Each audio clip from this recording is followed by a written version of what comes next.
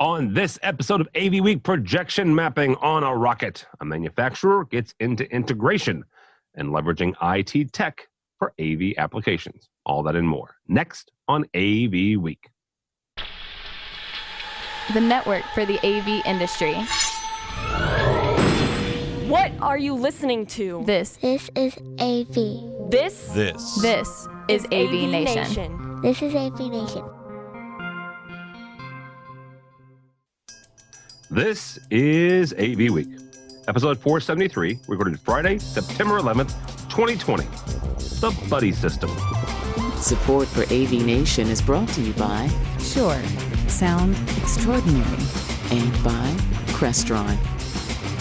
This is AV Week, your weekly wrap-up of audiovisual news and information. My name is Tim Albright. I am your host. With us to discuss the news and information we have gathered this week. I didn't plan it this way, but this is her birthday, Charmaine Terrell from Barracks. Welcome, ma'am. Thank you for having me. Absolutely, and happy birthday to you. Thank you. Getting closer to that drinking age.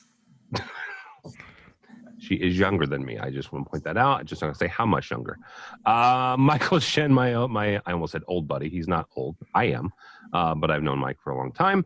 The AV industry expert. Welcome, sir. Thank you very much, Tim. And I am announcing my launch of Shinovate LLC for consulting services in the operations and delivery. So that's where I'm from right now. Very cool. Shinovate. I like that. We'll have to have t-shirts made. And visors. Yeah, of course. I'm always a visor man. You and every other Giants fan I know. All right. Last but not least, Byron Baird, a young man I've actually gotten to know the last couple months with Savvy Controls. So welcome, sir.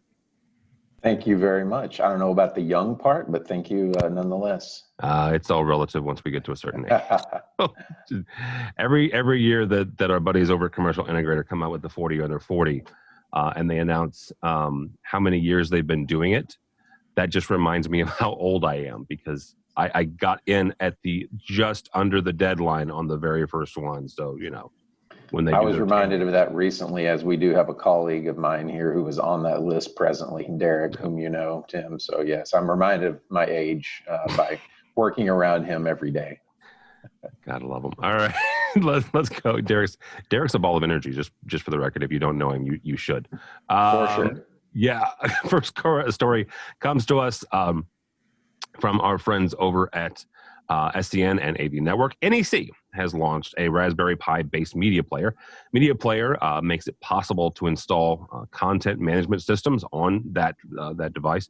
Raspberry Pi module is part of NEC's line of SoC. The SoC stands for System on Chip products. Dealers can begin ordering the product in October. Charmaine, I'm going to start with you on this. When it comes to using and leveraging Raspberry Pi and other type of IT-centric technologies, what does this say about the AV industry that an AV company is leveraging an existing, right, off-the-shelf IT and programming technology? It says a lot. It says that they're listening. They understand what the market is doing. So Raspberry Pi, I've worked with a lot of clients who utilize Raspberry Pis with different displays for a long time, especially higher ed, educational. They use it a lot. So the fact that they, it was brilliant that they decided to go this route, and they understood that. And they understood that it would be advantageous and a great way to just, capture more of that market share, because a lot of times you have a lot of clients who are utilizing that already. So it says that they're in tune with the market. They're brilliant. The Raspberry Pi, what IT person is not familiar with it? Most are. And it was just brilliant for them to do that. And I was like happy. I said, oh, this is great. It was just smart. Yeah, absolutely. If you're familiar, if you're curious to see a really interesting application here, Charmaine's right. There is a campus up at U of I, University of Illinois, which is just northeast of me. They have put a couple of buildings on a control system that they home baked using Raspberry Pi. So yeah, you're absolutely right. Mr. Shen, take a look at this, and obviously, Charmaine's right that you're leveraging existing technology. But what else is out there? What else can we kind of take off the shelf and utilize inside the AV industry? I'll be honest, I think Raspberry Pi is the cream of the crop in terms of building new opportunities for integrators in this particular market. The problem is it competes against all of the larger control system companies. And in 2014 is when I bought one of my engineers the first Raspberry Pi, and I said, figure this out. And a week later, he had it operating a DVD player. Hello, a DVD player, as well as turning a display system on and off. And I said, well, how would they actually control it? And he said, well, they just pull up the app on my phone. And he pulled up his app that he had built. And all of a sudden, I was able to control all of the devices within the system. I think that the idea of integrating Raspberry Pi into your display is one of the smartest moves that NEC could actually make, because it allows for the integrator to then customize exactly how it integrates with the rest of the system and the content that it produces. I don't know of anyone else that is doing something like that to that scale. Yeah, absolutely. Byron, I want to kind of shift a little bit on this. Savvy Control does a lot with LG and their SoC systems. So take a look at this. I'm not going to say compare NEC with LG, but the LG and Samsung and a couple other display manufacturers have what I would call baked-in SoC, right? It's hardwired into the display. This is more modular. Right. So take a look and say, let's kind of compare and contrast which is better, but what are the benefits and the drawbacks of doing a modular version? Right, sure. So what the modular approach says is simply, to me, flexibility, right? Because when you look at other systems out there that are the baked-in technology into the chassis of the display, if you're utilizing that for its intended purpose, you're sort of in that ecosystem from that manufacturer. And if you're a software company or if you're an integrator developing an app, developing the ability to decode on that display, you have to do it within that environment. So if you have a technology, something similar to what we have or related, then you have to recreate that across multiple platforms to have a broader market appeal. Whereas with this approach, you have a small form factor device, you have flexibility, you have the ability to write to that platform and flex that across multiple manufacturers for your system that you're trying to implement, whether that be signage, CMS, control, automation, or whatever the case. Yeah, absolutely. All right, next story here comes to us from our friends over at AV Magazine. Ricoh Europe has been making some business moves last few months. In July, they announced a large deployment of remote monitoring and support infrastructure. They're leveraging Utility for that project. This week comes news that the Japanese manufacturer has purchased German integrator DataVision. Jochen Rogenkamper from DataVision said, quote unquote, the global footprint and infrastructure of Ricoh means that our customers are better positioned to benefit from advanced collaborative environments. Mr. Shen, I'm going to start with you on this. And I may not make any friends, but that's okay. Ricoh has been an exhibitor showing products at Infocom as well as ISE.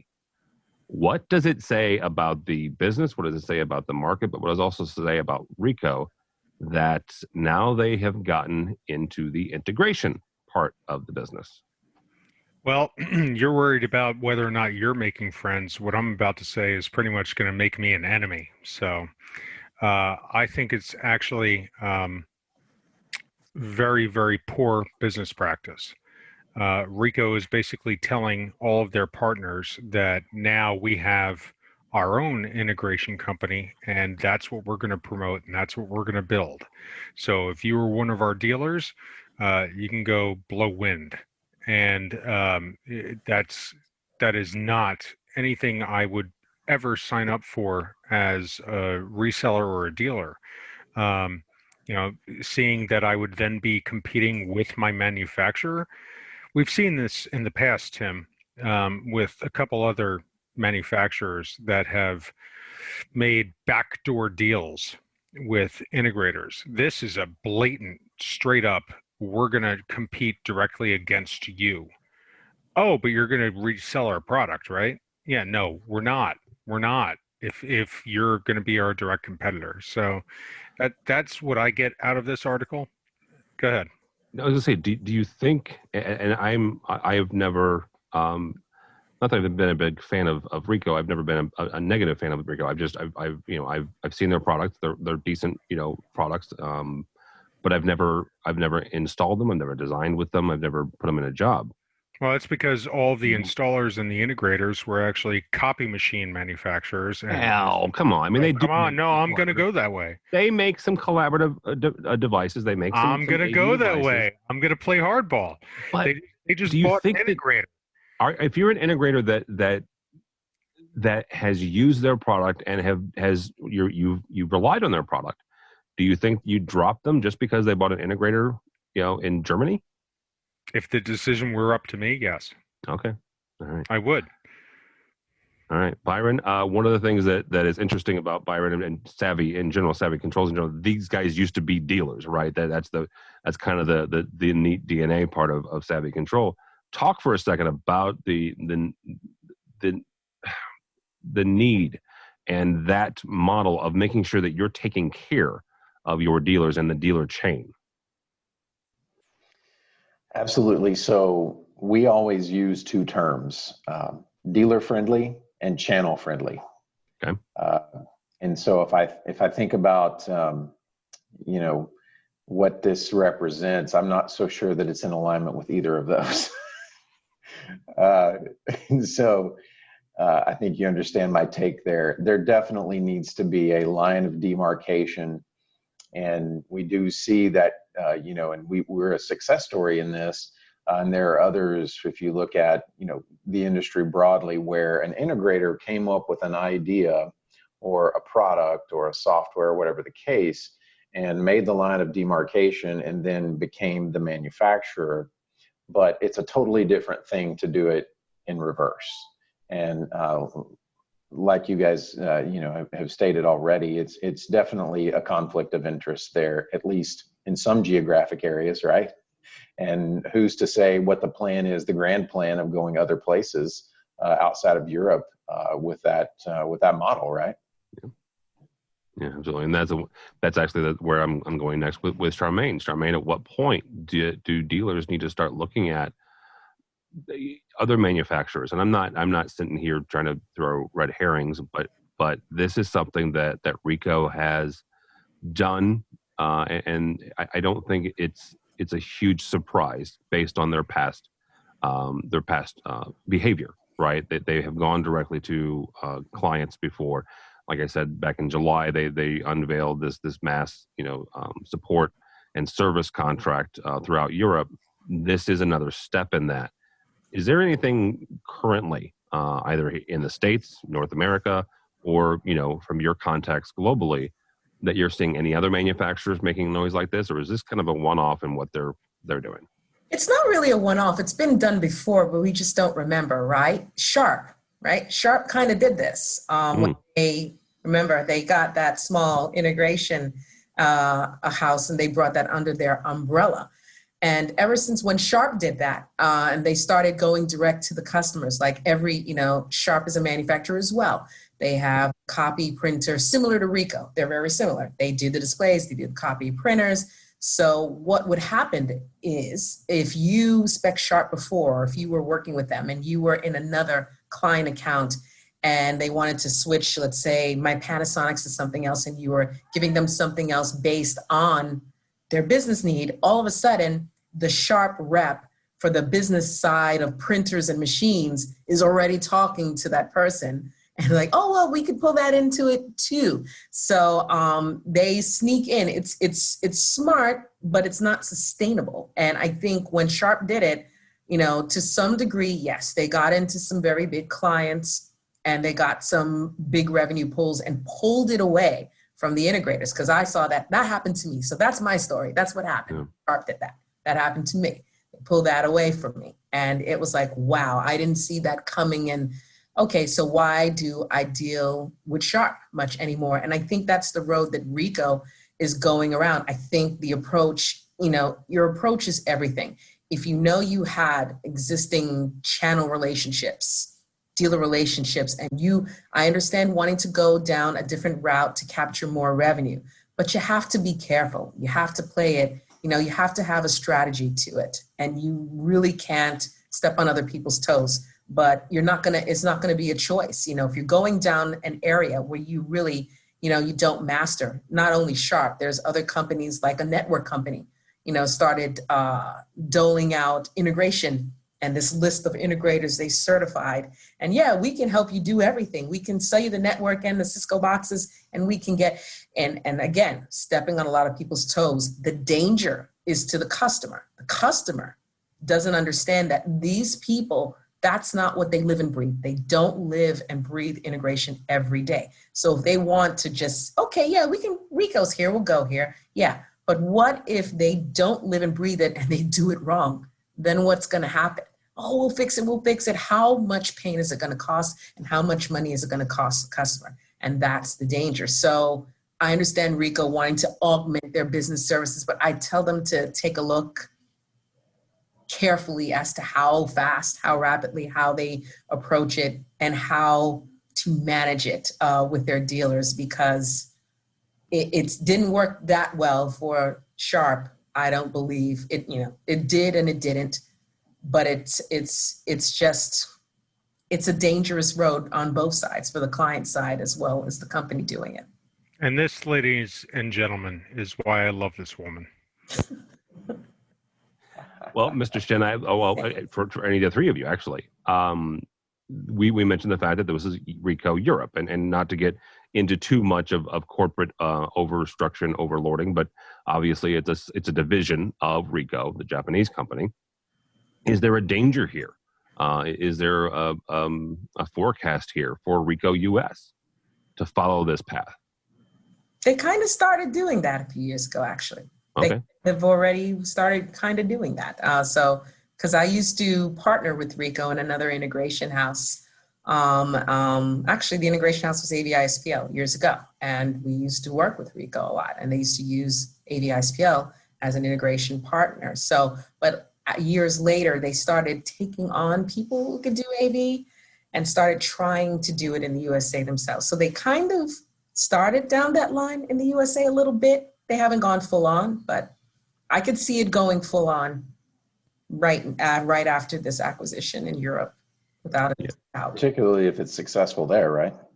Yeah. Exactly. I think if they see success in EMEA, it'll be very quick for them to launch it in APAC, and then before you know it, it's in the US.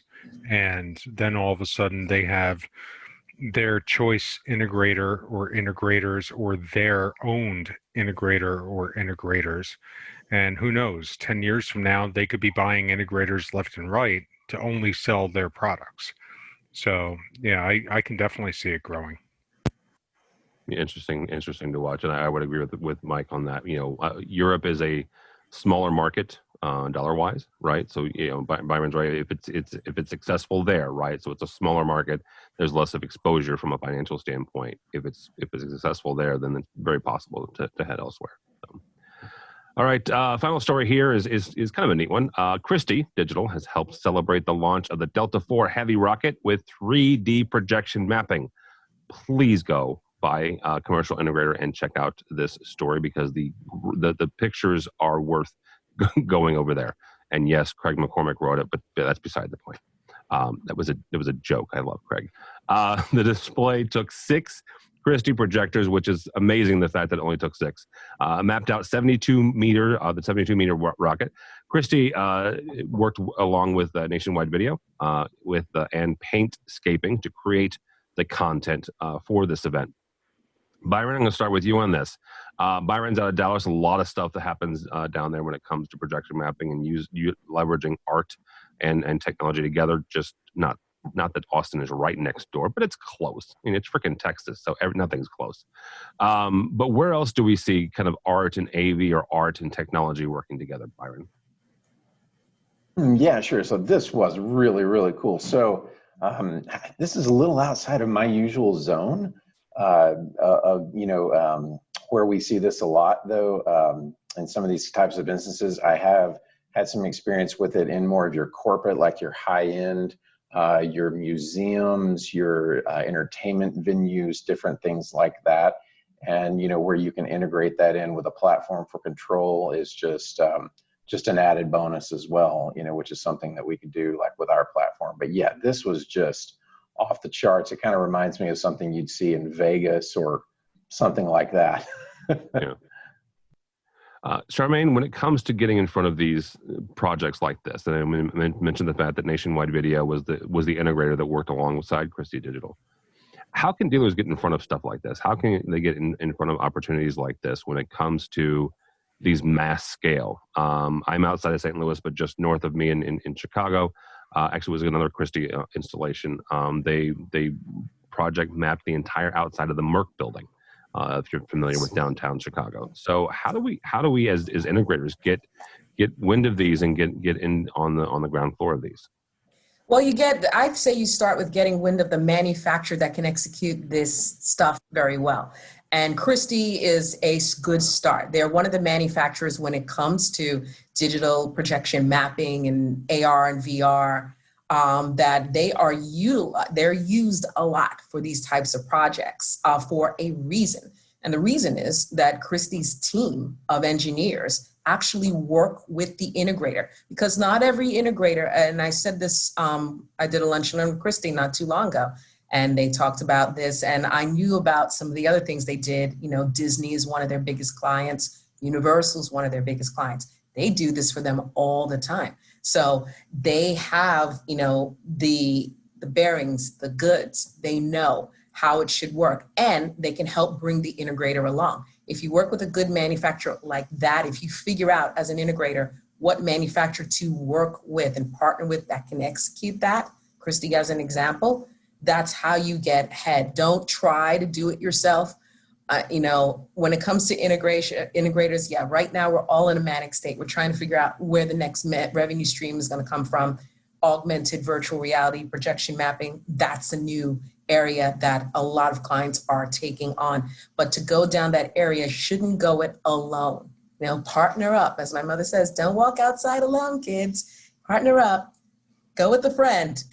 Find a good manufacturer friend with a good team of engineers that can work with your team, help teach them, help engineer alongside them, and just bring their levels up so they can go into another project and multiply that first project over and over again with good results. So that's what I would recommend, because it's like a buzzword right now. Everyone's like, oh yeah, we could do this. I'm like, no, you really can't. So you want to find a partner, get a partner, call a friend, right?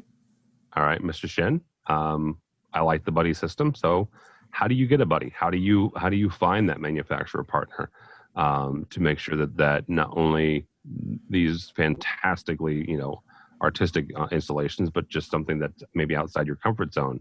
How do you find that partner in even today's, environment? Well, first and foremost, obviously, I want to rely on social media and try and build a social media presence and build some kind of a rapport with the manufacturers. However, I don't think that the key to this is with the relationship that you may have with the manufacturer. I think it's going to be key to the production teams and the event staging side of things to actually make something like this happen, and developing a true experience. And, about 5 years ago, I had installed a experience center for a hospital, and it's an unbelievable project. And people come through with their loved ones who are suffering, and they go through what they're going to experience in terms of care. And it's a complete, like almost a museum of displays and projection and everything that really just makes the person feel calmer and accepted. So, I see a huge opportunity for this, because it takes event staging people to actually make that truly come to life on a custom level. And I think that the manufacturer obviously needs to be partnered with, needs to be involved. But this is an opportunity for us to help our brothers and sisters in the event staging side that have suffered so much through this COVID incident, to really find a new sense of purpose and a new line of business. Yeah, absolutely. And this is why I love Mike Shin. Love you, Shar. Really cool. Goodness That's a cool gracious. project you described there. I had not heard of that. Yeah, that's very cool. All right. That is actually going to do it for us. Thank you all so much. Charmaine, thank you so much. Happy birthday once again. Thank you. And Happy birthday. how do people get a hold of you? Or don't do it, Jen. Don't do it. How do people get a hold of you or Verix?